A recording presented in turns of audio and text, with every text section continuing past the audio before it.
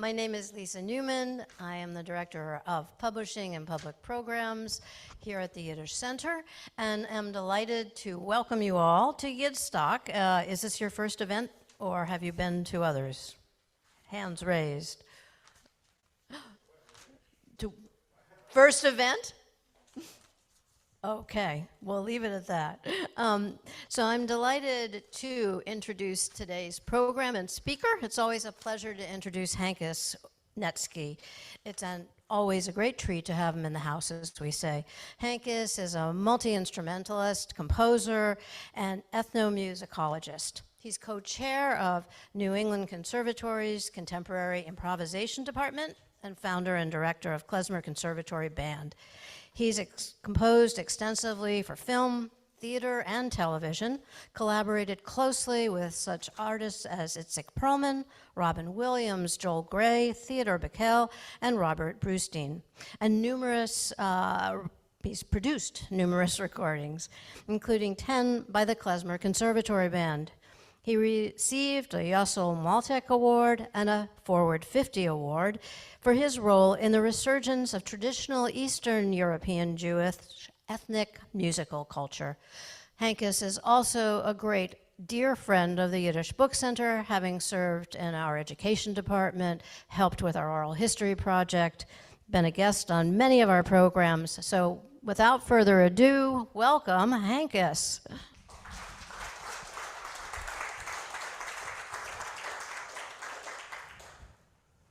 Well, good morning. So some of you were here yesterday for the Hasidic talk. How many of you were here for the Hasidic talk? Almost everybody. That's great. I don't have to mark anybody absent. So today's talk is, feeding back. Today's talk is about demystifying the music of the cantors of the Golden Age. And when we say the Golden Age, we mean the era in which we have recordings, honestly. But we can kind of assume that the Golden Age starts somewhere in the middle of the 19th century. And I think probably the motivation would be that, you know, the Jews don't have theater until the 1880s. So they basically had to figure out a way to have theater and opera without having theater and opera. One could argue that the Purim spiel took the place of theater, that the Badfin at the wedding was a theatrical figure. And then that the cantor was also someone creating operas out of the liturgy. It really isn't much of a stretch to say that. The normal service, when done without a cantor, as many of you may know, is fairly quick. You can breeze through these prayers, you can kind of mumble them. But somehow, in the 19th century, certain individuals who were very musical and very creative made an art form out of davening, basically. Now, they weren't actually making an art form out of davening, however, out of praying. What they were making an art form out of was the text. So the idea would be to take the text and instead of just running through it, like you hear so many times, to really turn it into a piece of music. And that's really what we're looking at. Now, I do want to establish the idea of what a cantor is. So Khazones, okay, so we're going to use the word Chazan a lot today. We're always using Eastern European terms here because we're talking about Eastern European Jewish music. So the Chazan is a figure who existed, we know, going quite a ways back. And we already have notated music from Baer, a Chazan in Germany who notated the whole service, tried to analyze what the modal language was and all that in the mid-1800s. So yeah, it's still feeding back, sorry. There we go. There we go, okay.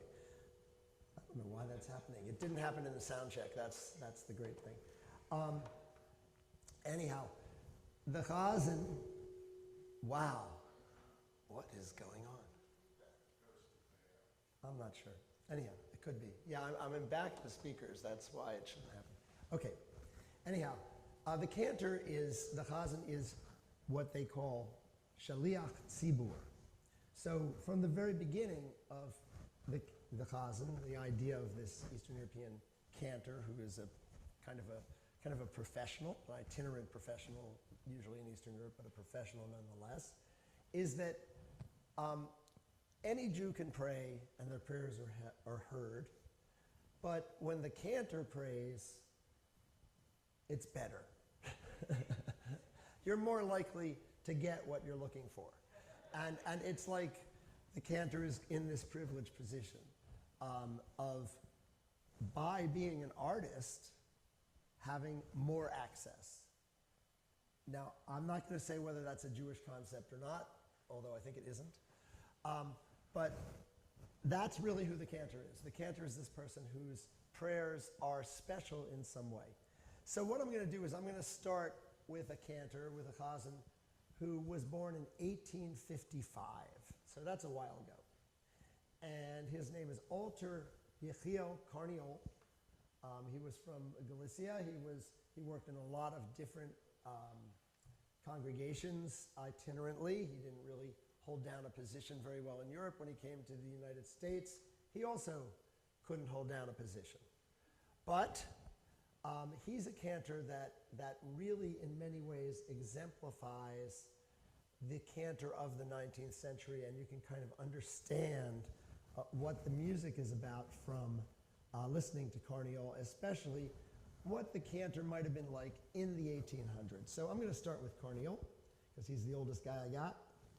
And we're going to go to a high holiday prayer called Avinu Malkeinu. Now, we say Avinu Malkeinu many, many times during the high holidays, during that whole time period. The purpose of Avinu Malkeinu is what? Anyone? Our Father, our King. What are we trying to do? We're trying to be forgiven. You know, we have sinned. We say a lot of things that we have done, and we want to be remembered well. We want to be inscribed in the book of life, and we want to be inscribed for all kinds of good things in the next year. So I want to just show you how Carniol approaches this prayer. And there's a choir, and the choir is doing what Meshorerim did. Meshorerim means the cantor apprentices. So they are the ones who are training to be cantors, and they're going to back up the cantor improvisationally, in this case. In the 19th century, most of the choirs that backed up cantors were basically listening to the cantor and then singing a note when cued.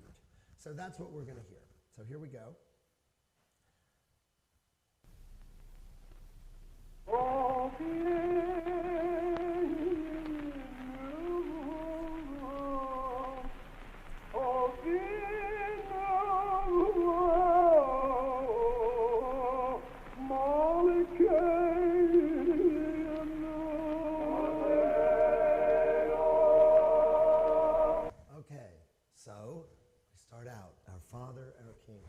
Cantors, when they pray, are supposed to be humble. So they don't approach God by going like, yo, God. No, they don't do that. They, maybe in Philadelphia, actually. Yo, God. No, they don't. They come at it with deep humility because they're just lowly human beings. And the idea is, you know, they're representing the people. They got to know the strategy. And part of the strategy is the humble approach. So he did that. Avinu Malkeinu. Our Father, our King. And now he's going to ask that we be remembered for good.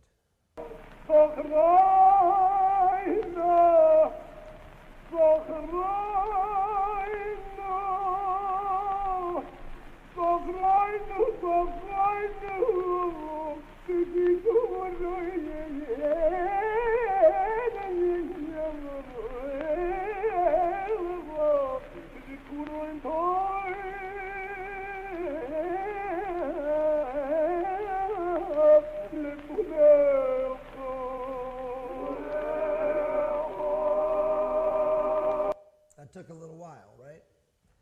And all he said was, remember us favorably. And you can hear that God might be starting to listen in and saying, oh, wow, this guy can really sing. Maybe I'll remember them favorably. Okay, so here we go.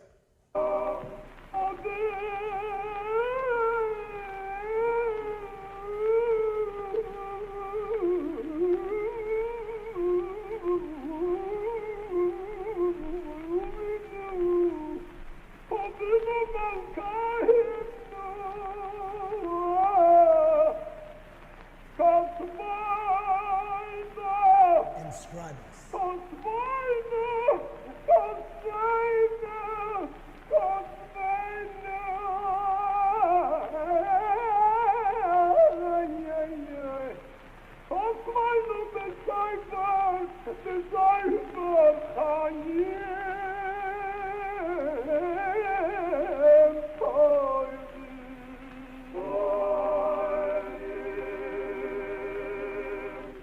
So you can hear the tone painting there. Inscribe us, inscribe us, inscribe us. And we should be remembered for life. So that's what's going on here, is each word that he wants to underline, he amplifies and he repeats and he does all kinds of improvisation. And basically the choir is there and the congregation is there to basically say, yeah, go for it. So now, redemption, and what's the next line? It's redemption and salvation.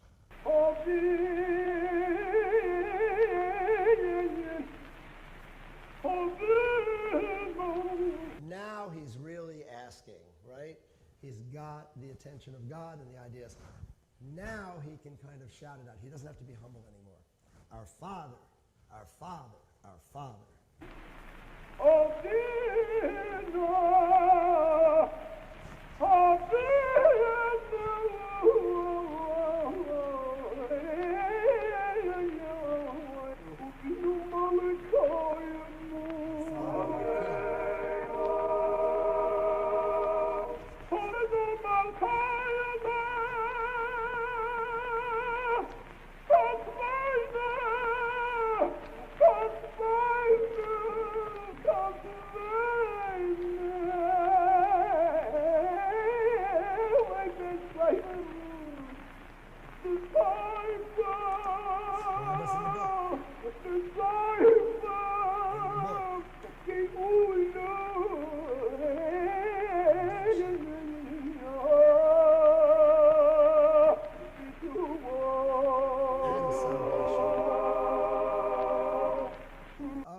This goes on quite a while. There are 6 of these that the cantor will amplify in the course of this prayer. So this is really what the cantor does. You know, this is the cantor's job. The cantor's job is to go to bat for the congregation. And you can hear what this person's doing. I mean, if you try this, you might fall on the floor. It's not easy, you know. The breaths of, I mean, have you heard how long these phrases are? It's a virtuosic art. And this virtuosic art is really what makes it mysterious, honestly. It's not something that everybody can do.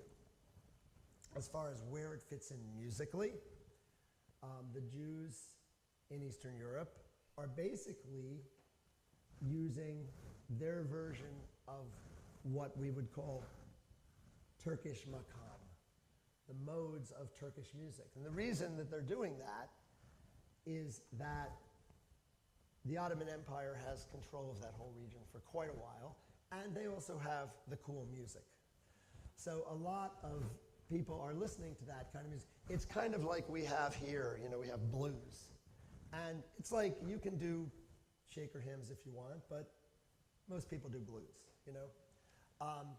And they're not exactly doing the precise blues. It's more like, say, Motown. In other words, it's bluesy. So here it's kind of makami or makamish. And what's so great about that is they can make up their own version. And sometimes they sing the microtones of the Turkish music, sometimes they don't. So what I'm going to do now is go to a bunch of cantors, and what they're going to do for you is bless the new month. So we've already established that the cantor will take a little text and make it into a big piece of music, okay? And for some of us, that drives us crazy. And for some of us, we love it. And we just want to see what they're going to do. But what I want to do here is you'll start getting a picture of the standard. What is the standard of the Chazan? And this era is a time when the Jews knew the prayers, right? They all had learned the prayers in Cheder. They could follow the prayers. They knew exactly what the cantor was doing. And then the cantor was doing a style that was a kind of music that really was the everyday music of the Jews, if you see what I'm saying. So cantorial music is going to be right there with the Hasidic music, and right there with the Yiddish folk song, and right there when Yiddish theater comes along with the Yiddish theater song. And it's not going to sound that different from the music of the klezmer either. It's in that world of music. And I make that point because in this golden era, it is the music of the Eastern European Jews. This became harder and harder as the 20th century went on. I think you have to understand that you know, if you had an old-time cantor at your shul, that was kind of the last vestige of what you were hearing of that culture in a way. So this is the golden era also because of that. So let's hear these guys bless the new month. And what happens in the prayer for the new month? May it be your will, Lord our God, God of our fathers, to renew us unto us this coming month for our good and for blessing. And this was just last week in the new month. Grant us long life, a life of peace, a life of goodness, of blessing, of sustenance, bodily vigor, a life marked by reverence for you and the dread of sin, a life free from shame and reproach, a life of abundance and honor, a life in which the love of Torah and the fear of heaven shall ever be with us, a life in which all the desires of our hearts will be fulfilled for our good. Amen. Okay, so I got that. I did that pretty quickly, right? That's all it says, and in some congregations, Reformed congregations, that's what they do. They read that, maybe even less. But you get a good month out of that, right? You get everything you want. So what I want to do is I'm just going to show you a few different approaches to this text. So we're going to hear a guy here. Now, a lot of the cantors I'm going to play now were born in the 1880s. That's kind of a golden age of when the golden age cantors were born. That would make them eligible to record in the 1920s. And that's nice, you know, so there's a recording industry, and so a lot of these cantors are 1880s cantors. This is the Zavel Quarten. So Zavel Quarten is known in cantorial circles as the cantor's cantor. If you're looking to be a cantor, you'll listen to Quarten. He's not going to do the fanciest things, but he's going to do everything right. And so Quarten is going to bless the month. He's going to do it fairly, I would say, with, you know, he's not going to really stretch it out all that much or turn it into a huge piece. But you do find out what he cares about the most. And so he'll, you know, when cantors bless the new month, they will often go through many things until they get to what they really, really want. Let's find out what Quarten wants. Now, Quarten, by the way, is going to sound more Turkish than the last guy.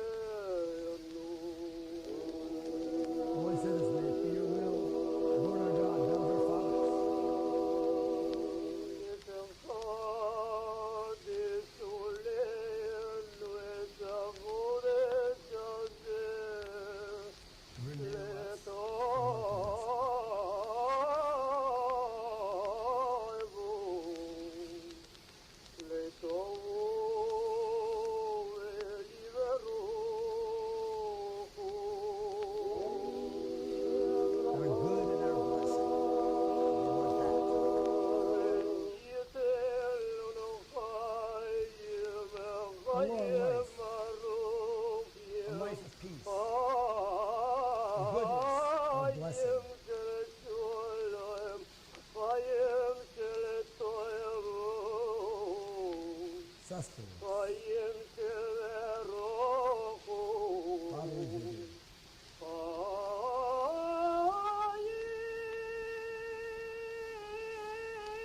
But here's the important thing.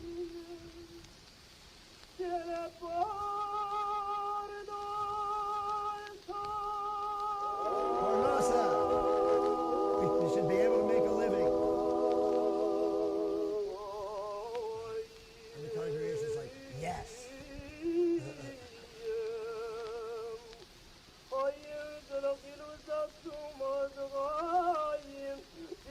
Father, we give you reverence for thee, the bread of sin, and life for your shame, and cross.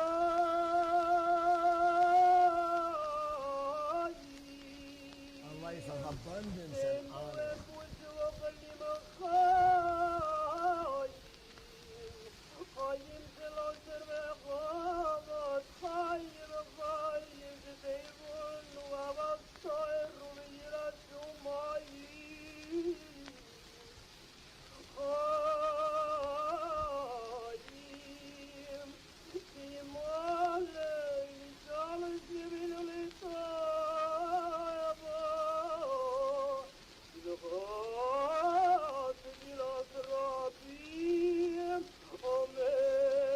The love of Torah, the fear of heaven shall be with us. All the desires of our hearts shall be fulfilled for good. Hey, you know, that works. So he made all the things that the congregation would really want the emphasis of his prayer. Now, we're going to hear Gershon Sirota. So Gershon Sirota, very different.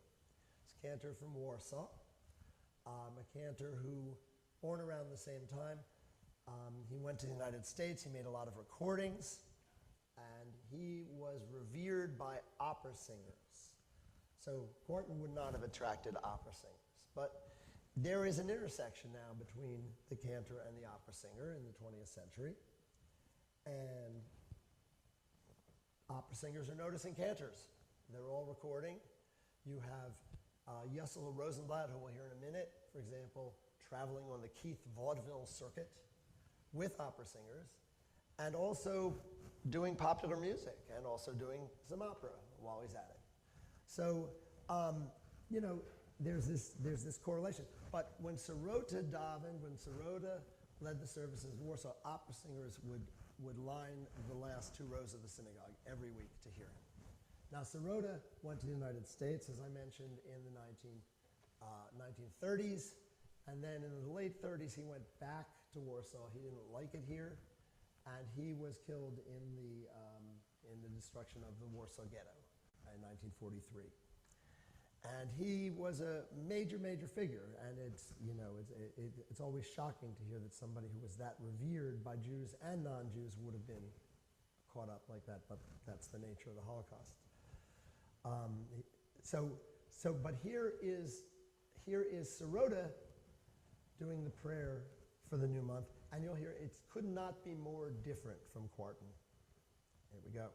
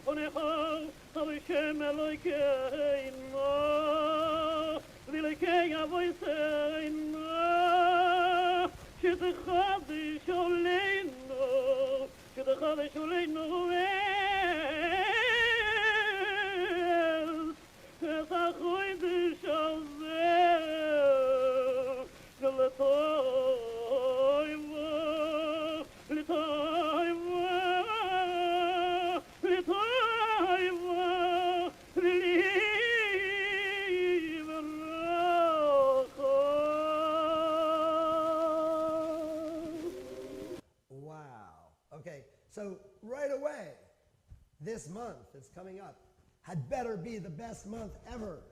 And he hasn't asked for anything yet, right? But right away, it is so dramatic. Do you hear that? How quickly, you know, he gets into tremendous drama. in his praying. And he's known for this. He had a music director who was a really terrific composer for the synagogue in Warsaw, named Schlossberg. And he was basically, it was like he had a weekly job where he was doing these great cantorial compositions. This, however, is not really one of these compositions. This is his own prayer for the new month. Let's see how it moves along. He's going to have a fancier choir.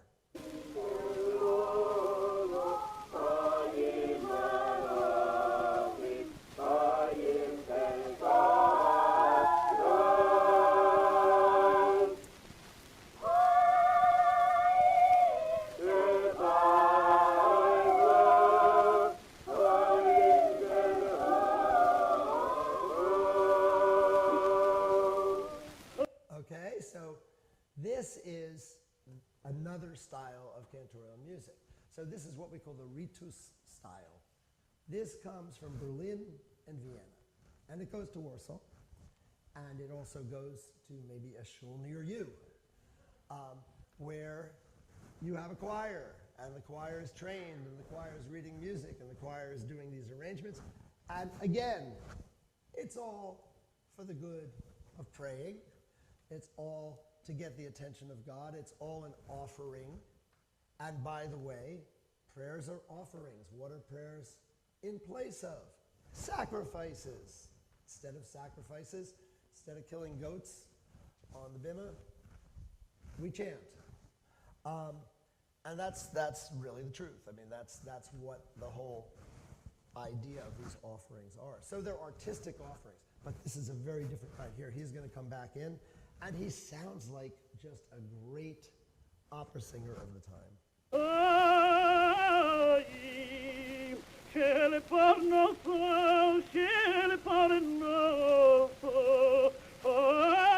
He wasn't that worried about Parnassa, though.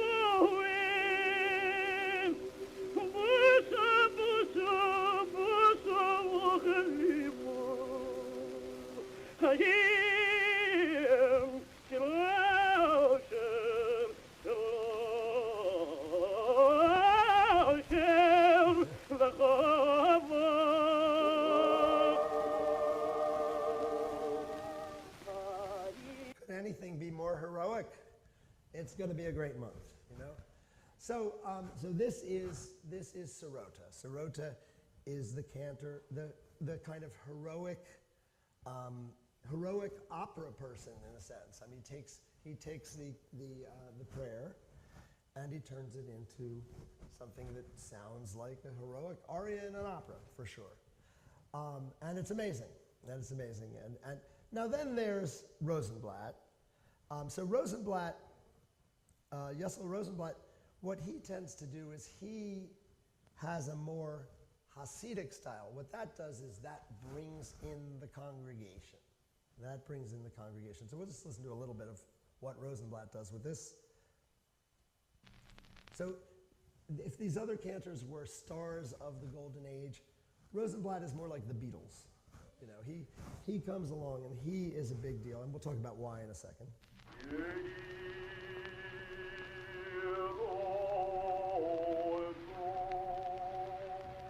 Nice humble beginning.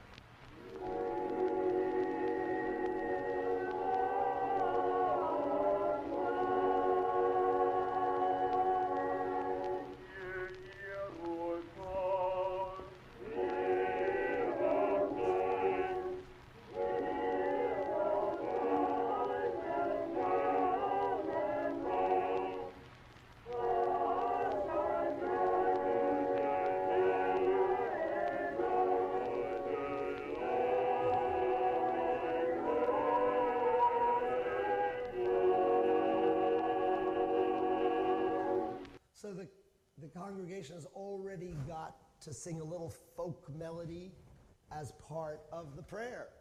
He brought them all in. This is one of the reasons that he's so popular. Now you'll hear his kind of declamatory praying.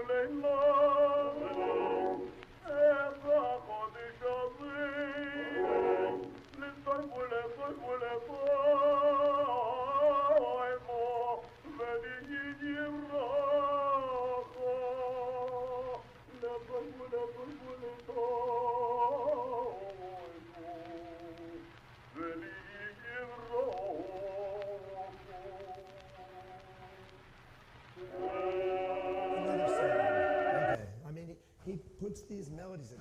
I mean, he is responsible for example, Shir Hamalos Shu. I mean, he wrote so many tunes that people all know, you know, and he throws them in while he's praying for the new month. Now, notice it's also very modal, and if it sounds familiar, it's probably because your cantor copied it. Because my cantor copied it.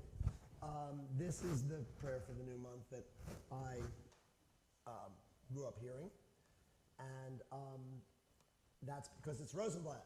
If you know, he was the most popular one. And the other thing is, notice the modal language. All of these people have taken different approaches to the modal language. It's interesting because it's a kind of a nebulous part of the service. You don't have to do it a particular way. Sirota was all over the map. He was jumping in and out of major and minor and Misha Beirach and whatever, Fragish, all kinds of cantorial modes. These other guys are a little more conservative. I mean, this style, I do want to say that this Hasidic style is still, you know, starting with Rosenblatt, really is the Hasidic style when you pray for the new month. I'll just play you just a second of, for example, this is Ben Zion Miller, who we heard yesterday. This is how he davens, blesses the new month in Borough Park in Emmanuel.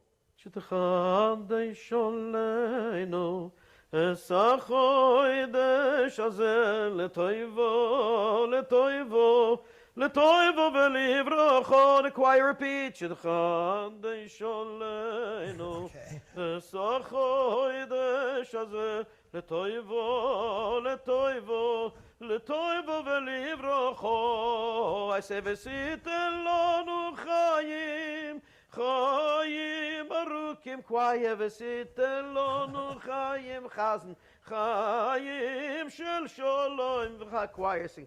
So I don't want to say v'sitan lonu, because I don't want to break up the... Okay, fine. You can listen to the whole 2-hour interview with Ben Zion Miller on the Book Center website. But this is it. This is the Hasidic style is going to be more inclusive, for sure. So while I've got Miller here, you know, he talks a little bit about kind of the drudgery of being a cantor and how you just can't, you know, you just don't want to just do it the same way all the time.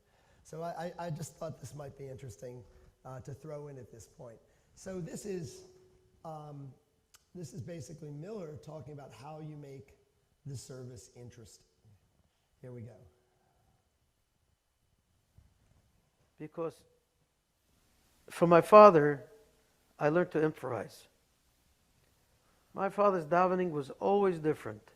There was never, no two pieces the same, because there was always improvisation. Can you give an example of that with like a paragraph or something? Just like what, you know, something like if it was plain and then more improvised? Like. Well, improvised, you could take any prayer, like, let's say Shochenad on a Shabbos morning. Where the regular Shochenad, Morom, V'Kodosh Shemo, You can go Shochen ad morom v'kodosh shemo. Shochen ad morom v'kodosh shemo. You can do whatever you want with it. And there's no limit. So why be tied down to just getting on Shochen ad morom v'kodosh shemo? Week in, week out, week in, week out. Shochen ad morom v'kodosh shemo. It's boring. And the same thing is with a kedusha. The same thing is with everything. If you're going to say anything, so that I never prepare a davening, because if I'll prepare, I won't say the same thing anyway. It wouldn't make a difference. Like what's a kedusha that you would? Yeah, I get some Except when we sing with the choir, and I have to sing some choral compositions, Yeah. I would stick to a choral composition. Yeah. But when I'm not sticking to a choral composition, I do whatever I feel like. Yeah. ממקום חומלכנו סופיה ושים לחולנו כי מחכים אנחנו לך דרכו ממקומך מלכנו סופיה ושים לחולנו כי מחכים אנחנו לך. ממקומך מלכנו סופיה ושים לחולנו כי מחכים אנחנו לך. There we go. So I couldn't interview Rosenblatt and I couldn't interview Corton, but I could interview Miller. And this is what the cantor is thinking. Now, he's in the Shacharis service on Shabbos, so it's going to be the mode that is used there. La, la, la, la, la, la, la. Sorry, I lost my voice. But it's different every time. He's going to improvise. He's definitely going to improvise. So I just wanted to kind of show you that, how different these cantors are from each other. So now, I want to go to a couple different kinds of cantors doing different kinds of things. And the first one I want to look at is Pierre Pinchik. So Pierre Pinchik is a little younger than these guys, born in, I believe, 1901. He is a Hasidic cantor. He is a believer in mysticism. And we're going to hear something which has become kind of the, what can you even say, the love supreme of cantorial music. It might as well be, John Coltrane. Because Pinchik takes a text, and it's Rosa de Shabbos. Okay, so Rosa de Shabbos is a mystical text. I do another lecture where I play probably 10 different takeoffs on Rosa de Shabbos by all kinds of experimental contemporary cantors, but that's not what we're talking about here. We're going to listen to the real thing. And the idea here is that between the Kabbalat Shabbat service and the Maariv service, there's this mystical prayer. It's not even a prayer. It's basically a vision of the Sabbath as laid out in the Zohar. So this is already from the 1500s. And it says, through the service of Kabbalat Shabbat, the throne of glory is prepared for the Holy King. With the arrival of Shabbos, the Shekhinah is liberated from all forces of evil and harsh judgments, leaving her free for intimate union with the holy light. You can take that any way you want. Adorned with many crowns by the Holy King, all kingdoms of anger, Shekhinah, the feminine presence of God, this is what it's about. All kingdoms of anger, all dominions of judgment, flee from her presence. No alien power reigns in all the universe. She is bathed in light from on high while receiving a crown of Shabbos prayers from earth, from the holy people, all of whom are adorned with the fresh additional souls which are theirs only on Shabbos. Then they begin the Shabbos prayers, happily blessing her, joy and gladness on every face, released from thoughts of severity and judgment, uttering, Baruch Hu, praise the Lord, as the Sabbath blessings and peace begin to flow. How about that, huh? I mean, that's not a prayer, right? That is some beautiful, beautiful, mystical description. And so Pinchik gets to do this, and he gets to kind of give his vision of that. And so I want you to listen to this. And again, it's very modal, it's very, it's very traditional in many ways, and yet it's completely different than anything we've heard so far. So here we go, Rosa de Shabbos. Also, just to make it even cooler, he's accompanying himself on organ. And he makes that organ sound not like an organ, but like maybe like an Indian shruti box or something. Or like a farfisa in a rock band.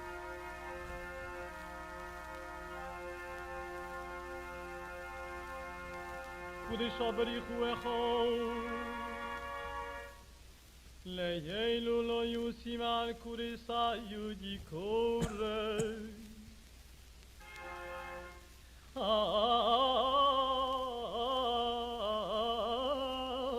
עדי סבידת ברוזו דייחות כי גבנו דילה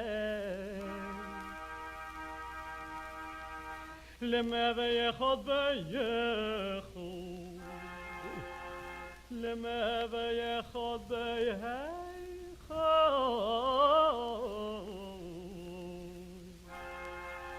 بيو وكيمنو روزو دادويشم Only happens on the sound. وشمو And his name is one. The aura of the Sabbath only happens on the Sabbath. Ooh, nice. Nice little blues thing there.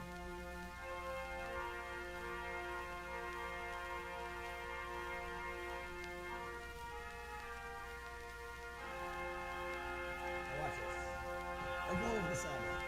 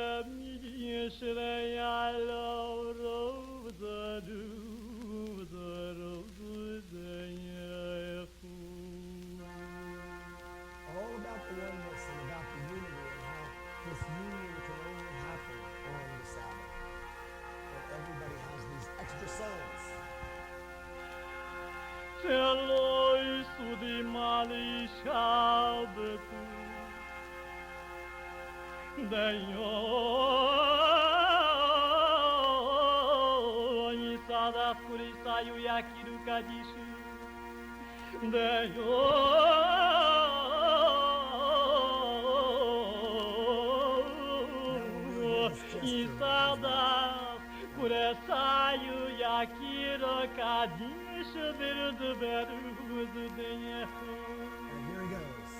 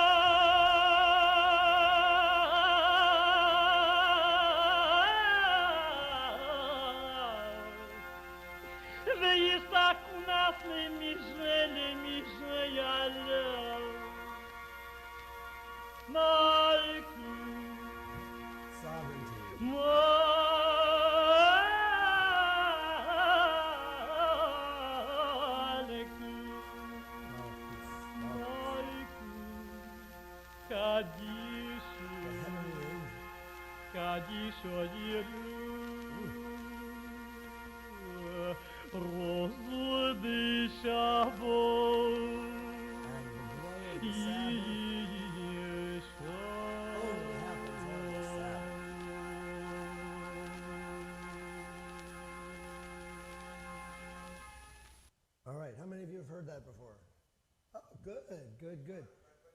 Yeah. Yeah, go. Yes. Yes.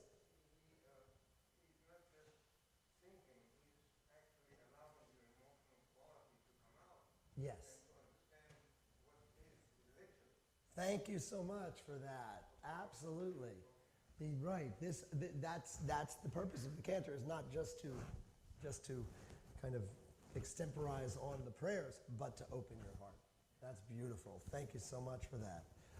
Just going to touch on a few other cantors and their work. Leibglanz is another very dramatic cantor. He becomes maybe the most dramatic cantor. And he becomes very famous because 1962, a very wealthy guy in Israel decides that his Salichot service should be broadcast all over the world, and records it, and it's broadcast in Kol Yisrael and then issued. So I just want to hear you. I just want to play a little bit of his Al Tashlichenu, which is Forget Us Not in Our Old Age, from the Salichot service.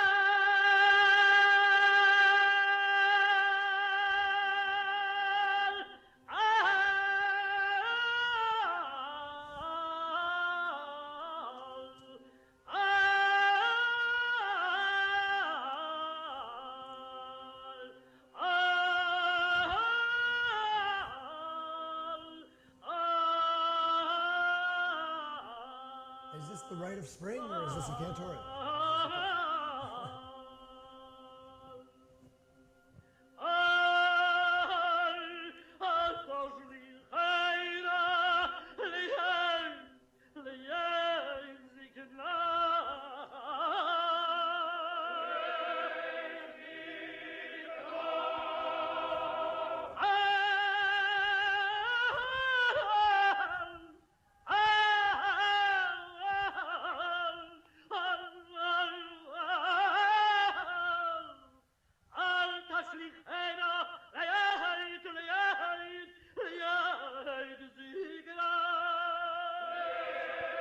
The ultimate kind of dramatic pleading you hear from Leibglanz. Amazing. He also can be very mysterious, almost like the phantom of the bima. Here we go.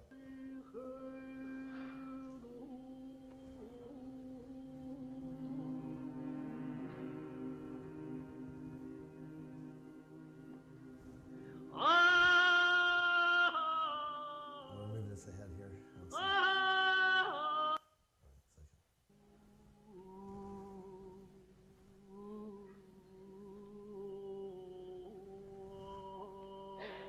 It's the level of kind of like a ghost.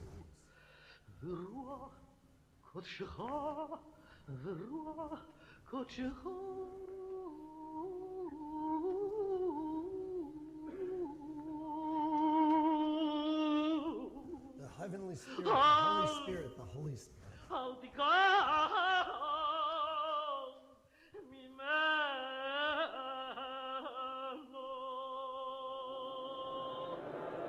All right, and just a couple other little bits of pieces here. I want you to hear Friedel Oischer. Yeah, that was Leibglanz, Salichas service at midnight from 1962. It's available on CD. I want you to hear a little bit of Friedel Oischer just to hear what a female radio cantor would have sounded like.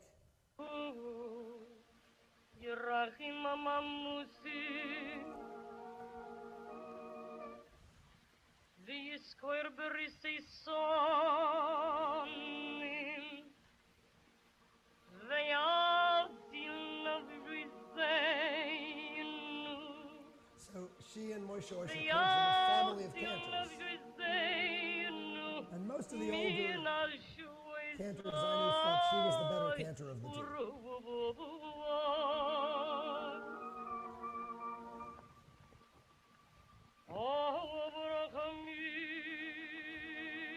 Zav halachamim, prayer for the dead.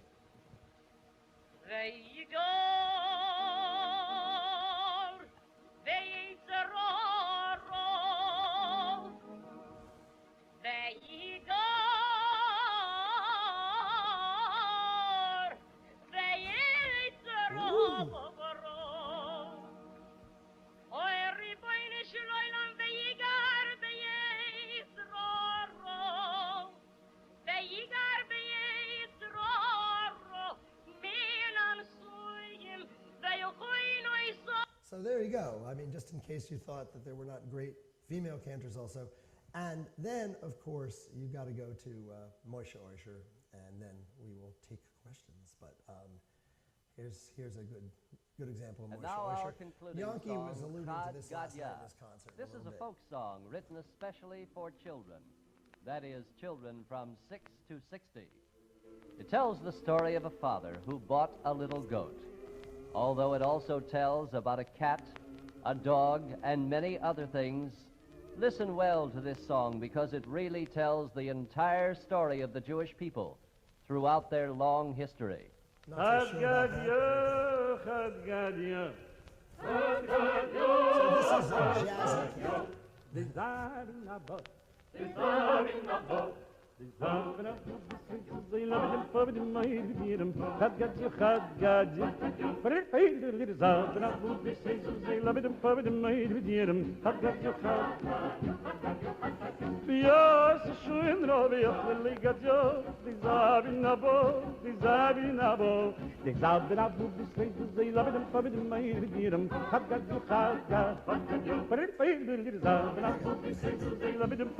So by the time we get into this, here's what he sounds like.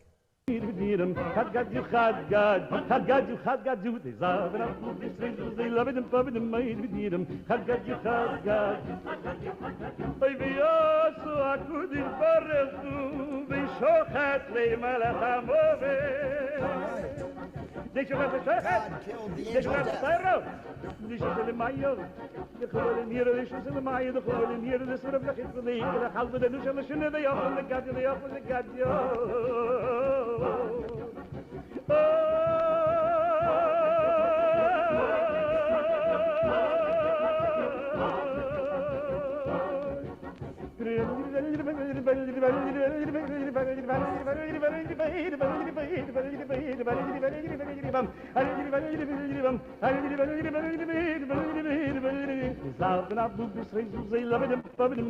Not a religious guy, but wow, could he sing. Okay, so that's basically my survey.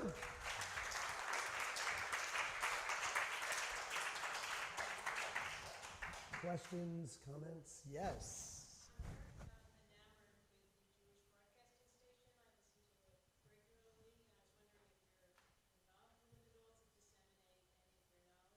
Which Jewish broadcasting station? Because there's a lot of them. I don't know. I have a huge record collection, so but that's interesting. Who? Tell me more about it later. How can you access this station? What is it? 138 in New Jersey. I don't know. Oh, you're talking about that. You're talking about Lakewood. In Lakewood? Okay, so this is a cable station. Oh, okay. I actually have never watched. Oh, I know this. I watch the Central Synagogue services. I'm not familiar with the station, but thank you for that. Interesting. Thank you. Yes. Did any of the cantors from Europe, did they have any professional voice training in Europe? Some of them did. Some of them did. A lot of them did here, I have to say. But some did. Some did have professional. I mean, you know, Cantor Helfgott, Ger Hasidic Cantor, who I've recorded with, studied in Munich for years and years. Yeah, I mean, voice training is a good thing, you know, but then they don't lose their voices like I do. Yeah.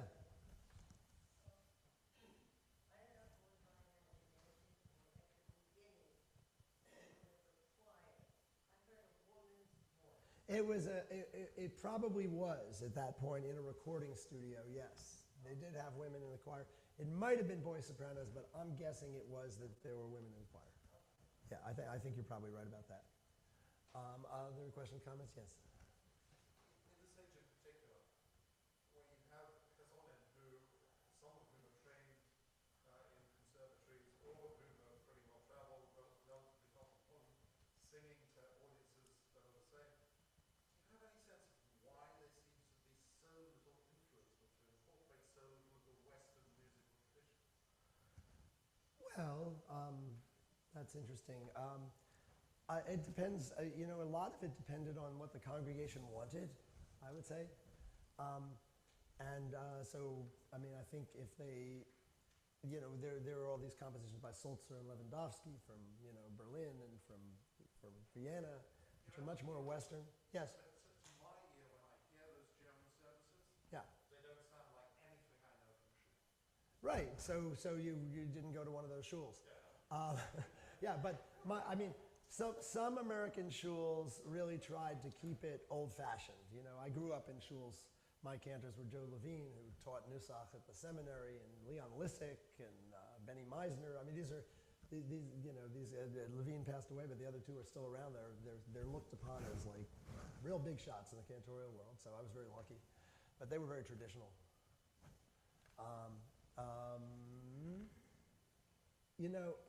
One more, and go ahead. So the cantors that you played, they were all affiliated with Orthodox or Hasidic synagogue? Not necessarily. They might have been hired by a conservative synagogue or a modern Orthodox synagogue. I mean, honestly, Yankee works at Lincoln Square, right? I took Sherwood Goffman's place. So, it all depends on where they can get a job. I mean, there's no reason that an Orthodox cantor wouldn't work at a conservative synagogue necessarily. But usually, you could say that. A lot of Hasidic congregations don't have cantors. That's another thing. And the cantor became a profession in America. I think we can say that pretty decisively. That. What about the woman that you played? Friedel Euscher? So Friedel Euscher was really a radio cantor. She was a cantor who had a lot of possibilities for concerts and a lot of possibilities for radio broadcasts in mostly New York and Philadelphia, but did not officiate because women didn't officiate as cantors until they started being ordained by, first of all, Reform in the 60s and then conservative in the 70s. Late 70s, I think, yeah. Ori. You spoke a little bit about the Khan connection. Yeah. Did that have a sort of continuation into the 20th and 21st century in like a conscious way? I think it does. I mean, I hear it with especially with Hasidic cantors. Like listen to that music incorporated, or is it more kind of a subterranean? I think they listen to cantors who have it. I think that's the thing. There's a real revival of cantorial music in the Hasidic community now, right? And there's a lot of cantors, especially in Israel, who try to sound like the old-fashioned cantors. So, you hear Kusevitsky did it a little, and he's very popular among the younger cantors now. It's a little bit, it's not huge, but it's sort of a special thing. It's like you use it at the right moment. But whereas, in Turkish music, you better use it or, nobody's going to listen to you. They kind of go in and out of it, I think, the cantors. Other questions, comments? Yes, sir. The transition from being a cantor to being an opera star, Richard Tucker particularly, That's right. that just came naturally, or did he have training? So Richard Tucker started out as a cantor. Right. He had training as an opera singer. And he was able to seamlessly go from being a cantor to an opera singer. It's a little different with Jan Pierce, who's the other person people bring up, because he wasn't really trained as a cantor, but he knew the liturgy. Personally, I prefer Richard Tucker. I will say that. I mean, Richard Tucker was a great cantor, they both were cantors in Borough Park, as you know. Yeah. Have you ever heard his son, David, I haven't. give a presentation about his father's career? I haven't heard that. I'll look for it. But Tucker was one of the great. Thank you. One of the greatest singers of the 20th century period, of course. Yes.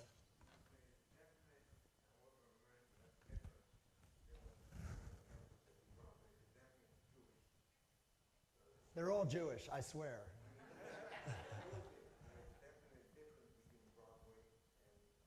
Yes. What's the difference?